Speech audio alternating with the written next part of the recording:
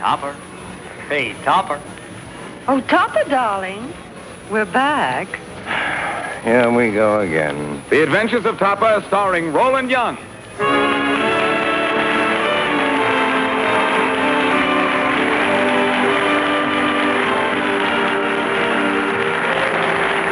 The Adventures of Topper is a new comedy series based on Thorne Smith's hilarious bestseller, Topper.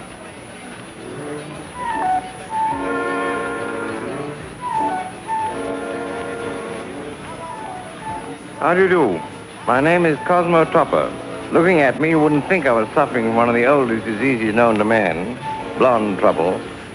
And when I say she's out of this world, I mean it. She's a ghost. This blonde ghost I'm referring to is Marion Kirby, who, with her equally frivolous husband, George, have really been complicating my life. With them around, my simplest problems always wind up as disasters. For example, the other day, we had some trouble with our telephone. Mr. Topper.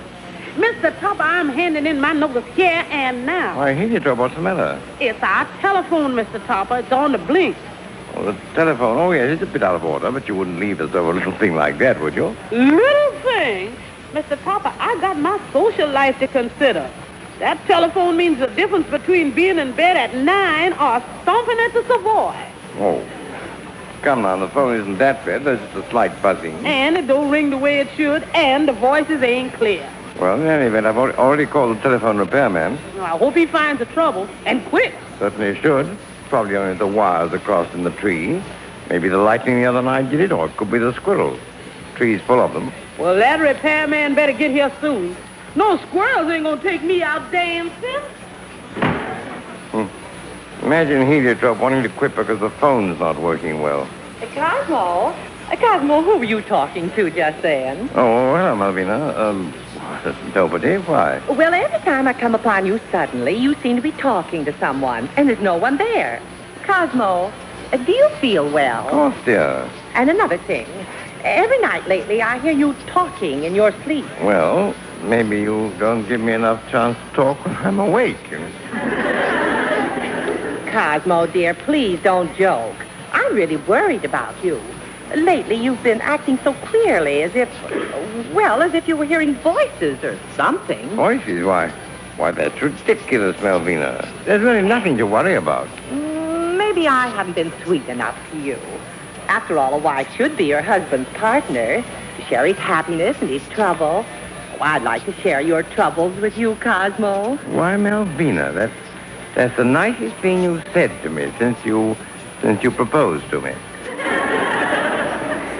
Well, then, Cosmo, why don't you confide in me and tell me what's bothering you? After all, there's no one more understanding than your own wife. Malvina, maybe you're right. But, Malvina, you will believe what I tell you, no matter how fantastic it sounds. Of course, dear. Trust me. Now, what is it? Well, you remember George and Marion Kirby? Of course, that reckless young couple who died when their car crashed into a tree. Malvina, they're not really dead. Not dead? But, Cosmo, they're buried at Pleasantville Cemetery. Yes, but they've come back to Earth as low-plane spirits. They've come back to Earth as low-plane spirits? Yes, you see, they couldn't get to heaven, so they have to hang around the Earth. With you, Cosmo? Oh, yes, they made me their bosom companion. They made you their bosom companion? Unfortunately, yes. You do believe me, don't you, Malvina? Why, yes, dear, of course. And these low-plane spirits, do you really see them, Cosmo? Actually, I only see them when they've stored up enough ectoplasm. Then they materialize right before my eyes out of thin air. Out of thin air? Mm-hmm. Zip, they materialize. Zip, they dematerialize. They materialize and dematerialize? Zip, zip? That's about it, yes. Of course, at times Marion looks a little unzipped. Anyway, they're the ones who've been aggravating me lately. Oh, so they're the ones. Sure, one time George and Marion forced your uncle out of the house. The next they dragged me to the races. And you blame everything on these low-plane spirits? Completely. So now, dear, after hearing my story, you can understand my trouble. Yes, Cosmo. I'm just beginning to understand. See how serious it is. Cosmo, it's more serious than you think. You can see why I've been worried. Can I? Now, Cosmo, dear, you stay right here. I'll be right back. Now, don't go away. I won't, Melvina. Now that I told you everything, I think we know how to handle it. Yes, dear. I think I know just how to handle it.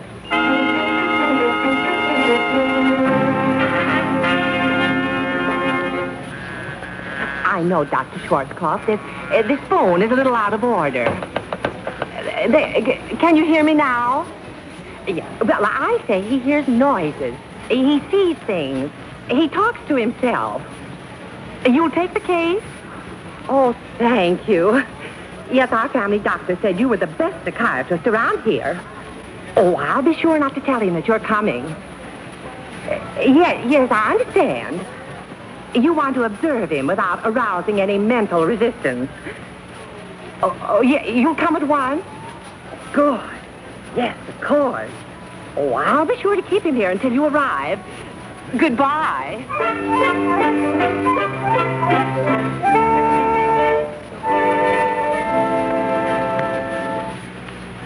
I'm beginning to feel better already. Confession is good for the soul. I should have told Melvina everything long ago. No more George and Marion for me.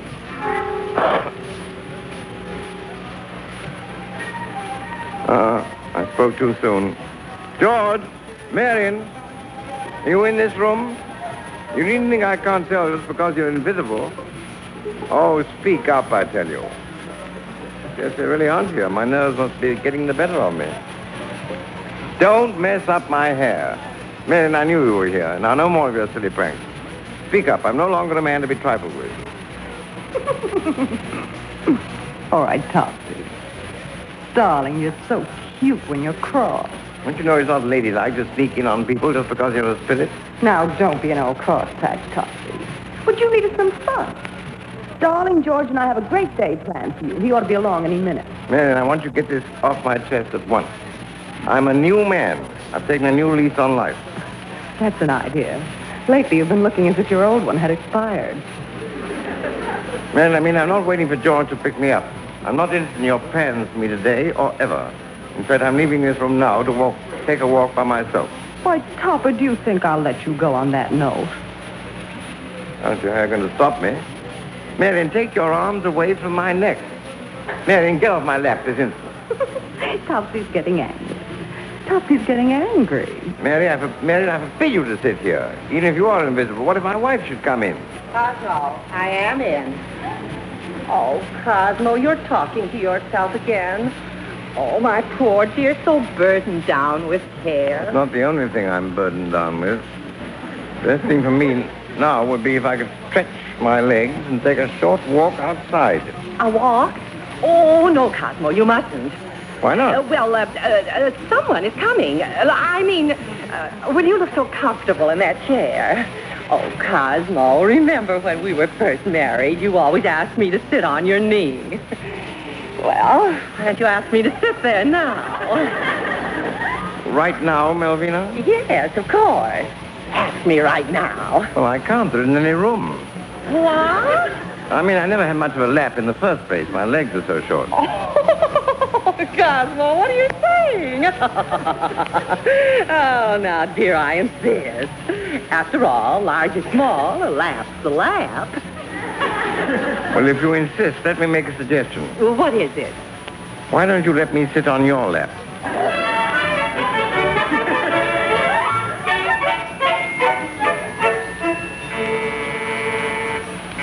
Heliotrope, if that's the telephone repairman, send him right in. Yes, sir, Mr. Topper. I'll be in the living room. Oh, I'm coming. Good afternoon. Dr. Herman Schwarzkopf to see Mr. Topper. Here's my card. Mr. Topper's in the living room. You needn't announce me. Don't worry. I wasn't going to. That door over there. Mr. Topper, your wife. Well, it's about time you got here. You were expecting me? Expecting you? I've been expecting you for days. Don't stand there. Go climb the tree. Climb the tree? Now, Mr. Topper, let's sit down calmly and discuss this. What seems to be the trouble? Well, it's my opinion the trouble's been caused either by the lightning or the squirrels. Personally, I lean toward the squirrels. Why is that? I think they've been crossing my wires. Mm-hmm. In other words, you definitely feel your wires are crossed. Either that or I have a very loose connection. Well, in any event, you hold the little squirrels directly responsible for your present predicament. Undoubtedly. Tell me, have you ever seen these little squirrels at work? Not exactly. Mm-hmm. But confidentially, I think they sneak around and work on my wires when I'm asleep. Definite manifestations of a persecution complex. What's that? Nothing at all. Now, look here, my man. I don't see where all this talk is getting us. Why don't you get your tools and get busy? Tools?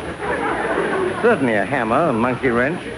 For the squirrels, Mr. Topper? Of course not. Stop gibbering like an idiot. Then what for? Well, you know your business better than I do. I've probably got a screw loose someplace. That we can agree upon. Now, when were you first aware that something was wrong? Well, a few days ago, there was a distinct buzzing noise. It hurt my ear. Buzzing noise in your ears? Like a bee, perhaps? Not exactly. Certainly not like a squirrel, Mr. Topper. What has that to do with it? The trouble is, when I hear the buzzing, I can't hear the voices. Voices? You hear voices, too? Oh, yes, the buzzing isn't as bad as that. I can still hear the voices. Mm-hmm. And what do these voices seem to be saying? What difference does that make? Oh, just call it idle curiosity, Mr. Topper. Is there anything that all the voices have to say in common? Certainly. Hello and goodbye. Let's get to the trouble. Now, Mr. Topper, please calm yourself. Why, the last gentleman I dealt with not only had trouble with bells and buzzing, but he also saw lights going on and off. Is that right? Yes, he thought he was a pinball machine. Oh, the poor fellow must have been out of his mind. Definitely. Wartime hysteria, no doubt. I deeply sympathize with these people. Oh, you do? Oh, yes, those poor unbalanced souls are my deepest sympathy. Well, shall we climb the tree now?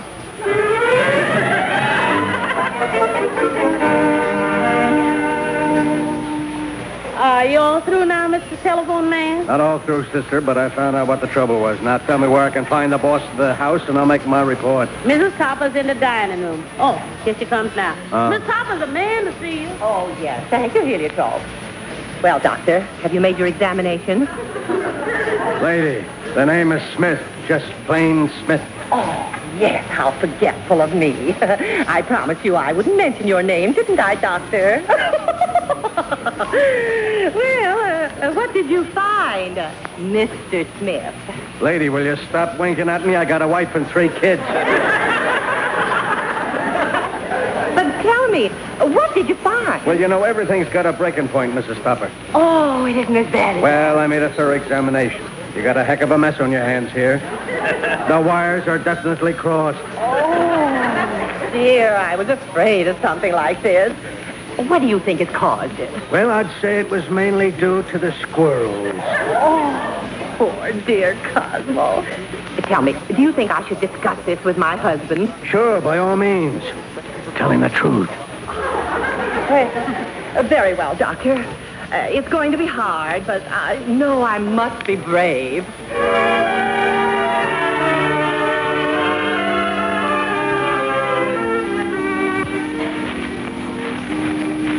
So you see, Cosmo, in view of all the evidence, it's obvious you're not quite well. After all, the psychiatrist's examination this afternoon was very conclusive. You say a psychiatrist examined me and I didn't even know it? Yes, dear. And not only did I talk with him later, but I received his written report. Well, Vina, I still can't quite believe it. Well, Cosmo, did anyone else ever see these ghosts? Well, no, they didn't. Did anyone else ever talk to them? It'd be tough to prove. There, you see, Cosmo, that all these things are figments of your imagination. Then I don't have wild evenings with dead people. Imagination, dear. I didn't go to the races last week with George and Marion Kirby and win a lot of money. Imagination, dear. And Marion Kirby doesn't think I'm attractive and throw her arms around me. Imagination, darling. Yeah, what has my imagination got that I haven't got? Melvina, supposing you're right, what are we going to do about it? Well, people who aren't well, they stop work for a while and they go away for a rest. To a sanitarium. To a sanitarium? Yes, dear. It's so quiet and private. Oh, there'll be no one there to disturb you. Solitude has its advantages, and I could use a good rest. But you haven't quite convinced me about the sanitarium. Well, of course, dear. I won't be with you. You've convinced me. I knew you'd be reasonable, dear. Now, Cosmo, the first step on your road to recovery is to face squarely the fact that you are not well. But what if I hear the voices again or see the ghosts? Well, if you do, dear, you must ignore it. You just say to yourself, I'm a sick man. I'm imagining things. I want to get well. Go ahead. Practice. Yeah, well, dear, I'm a sick man. I'm imagining things. I want to get well.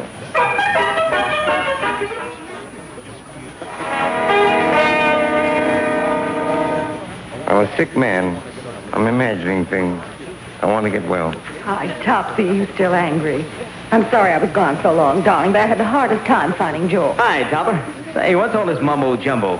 Oh, boy, we got plans for you. That's right, Topsy. We're going to have a wonderful time. Well, we're going to... Topper, are you listening to me? I'm a sick man. I'm imagining things. I want to get well. What? What did you say, Topper? What did he say, George? Search me, baby. Hey, Topper. Topper, are you ignoring us? George, maybe he's asleep. Shake him out of his slumber. Sure. Topper. Topper, don't you hear us? No, I don't hear you, but if I did, I would tell you I've been pronounced crazy because I imagine I see and hear ghosts. You do? Anyone we know? Yes, you and George. Oh, come on. Come off it, Topper. You don't imagine you see us. We're visible now. You do see us. No, I don't. You're merely hallucinations. Go away. Oh, now, look, Topper. If we're just hallucinations, why are you talking to us? Because I'm crazy. Topsy, darling, how do you know you're crazy? Because I'm talking to you. Oh, Topper, don't believe stuff like that. Look, if you're in a jam, let us help you out, huh?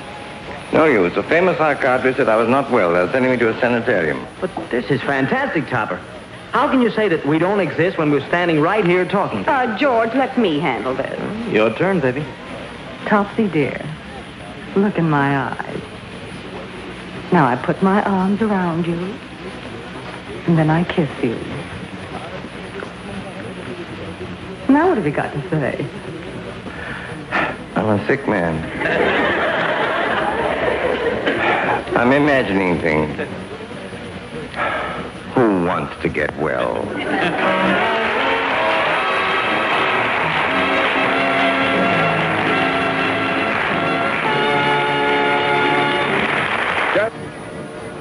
Poor old Topsy. George needs a terrible mess. And frankly, you're mainly to blame. You're always getting him into trouble. Me? Oh, you usually manage to get your pretty pan into the middle of things, darling.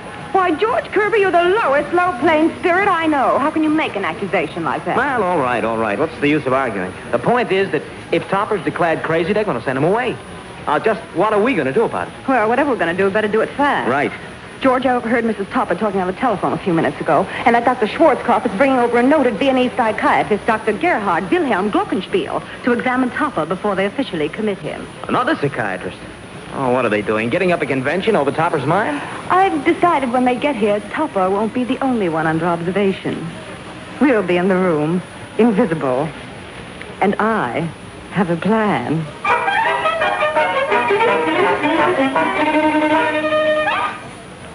After you, Dr. Glockenspiel. The patient is in the living room. You'll find this a very interesting case. Oh, from what you tell me, Dr. Schwarzkopf, this case has delightful possibilities. I know you'll enjoy yourself. Well, on to the patient, Dr. Schwarzkopf. Right. Here we go, Dr. Glockenspiel. Yes, Dr. Schwarzkopf, here we go. Well. How's our patient this afternoon? Mr. Topper, I want to present my colleague, Dr. Gerhard Wilhelm Glockenspiel. He wishes to ask you a few questions. Oh, please, no more questions. I'm not well, and that's that. One moment, please. Let's not jump to any hasty conclusions. Please, I'm happier this way. Don't try to convince me that I'm sane. That's what they were trying to do. Who are they? George and Marion. A couple of dead people I've been going around with lately. You see, Dr. Glockenspiel, not only does he have buzzing, ringing, and voices, but now he's got dead people, too. A wonderful mind to tinker with. Of course, now I realize they're hallucinations. George, I don't mind leaving, but Marion... there's a hallucination I hate to give up. Oh, Mr. Topper, would you mind describing this apparition you see? Well, usually Marion is invisible, but when she materializes, Ooh. Yes, continue, Mr. Topper. When she materialized, she's about 5'2", blonde hair, blue eyes. Yes. Lovely little figure. Go on. Sometimes I'll be sitting in my chair and she comes up, puts her arms around me and kisses me on the cheek. Dr. Glockenspiel, sometimes I think we're on the wrong end of this business. Please, Dr. Schwarzkopf, let's not mix business with hallucinations. Still, I once knew a hallucination in Vienna. But let's back to our examination now. You know, the apparitions I can understand, but I've had other hallucinations I can't explain. Oh, that's what we are here for, Mr. Topper. Tell us all about this hallucination. Well, I'll be sitting quietly, minding my own business, when suddenly, for no apparent reason, the door will open and close, all by itself. Like that. I just imagined it open and close. Oh, now, Mr. Topper, calm yourself. I too saw the door open and close. Dr. Schwarzkopf, you saw the door open and close, didn't you? Yes, of course, Dr. Glockenspiel. Probably a draft. You see, Mr. Topper, you mustn't confuse your hallucinations with reality. The door opens and closes. Well, perhaps it was a draft, but I have other hallucinations not so easily explained. Oh, I think Dr. Schwarzkopf and I can explain them. You can? That's wonderful. You take that trumpet. How did that trumpet get here? I thought it was in the attic. Oh, dear gentlemen, right now I see that trumpet. I imagine I see it playing all by itself. I don't suppose you hear it, do you? Mr. Topper, would you repeat that question? I said, Dr. Glockenspiel, did you hear the trumpet? The question is, do I hear the trumpet? Dr. Schwarzkopf, do you hear it? You tell me. Oh, no, after you. But I insist, after you, Dr. Glockenspiel. All right, but I definitely go on record as saying I hear nothing. I, too, hear nothing. It stopped now. Oh, thank heaven. Amen. You see, you heard nothing. Well, that proves I'm not well. Anyone who hears these noises is obviously not well. Guess we may as well go, gentlemen. Excuse me, but I'm having the queerest hallucination now. The picture just came off the wall and is floating through the air.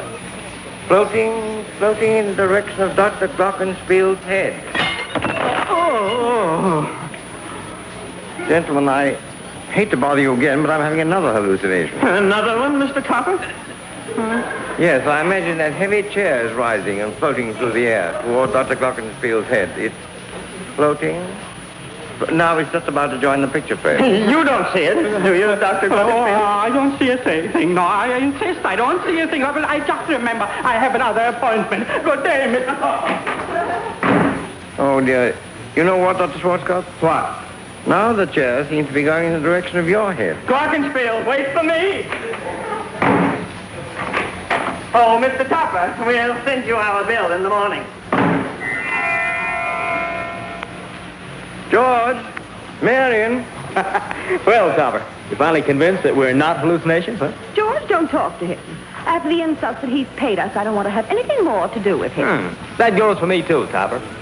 As far as you're concerned, we're quits. Oh, now, Marion. Let's go, George. George! Marion! They're gone for good. No more excitement, no more fun. Oh, dear, I'm going to miss them. Now what? Mr. Topper, your wife sent me in here to make my examination. Your examination? Oh, no, you don't. I just had 2 examinations already. You don't understand. I just came to fix the... I don't care what you came to fix. I had taken enough abuse from you psychiatrists today. What's the matter with you, buddy? Are you nuts? Nuts? Crazy, am I? Well, that's the last straw.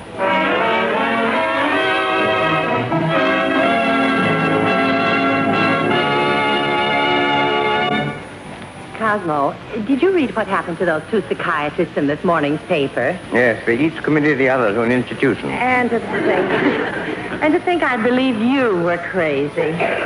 You don't see those ghosts anymore, do you, Cosmo? No, they've left me for good, I'm afraid. Oh, I'm so glad.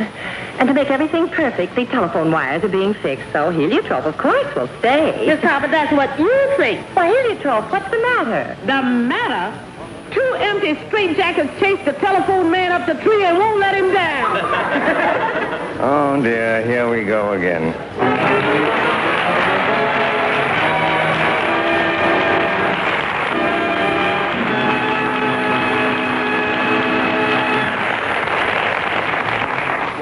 Be sure to listen to Topper starring Roland Young next Thursday when Mrs. Topper intercepts a present meant for Marion. Remember, Topper next Thursday, same time, same station. This is Richard Calmer saying good night for the makers of those bubbly light, crisper cornflakes, Toast Toasties.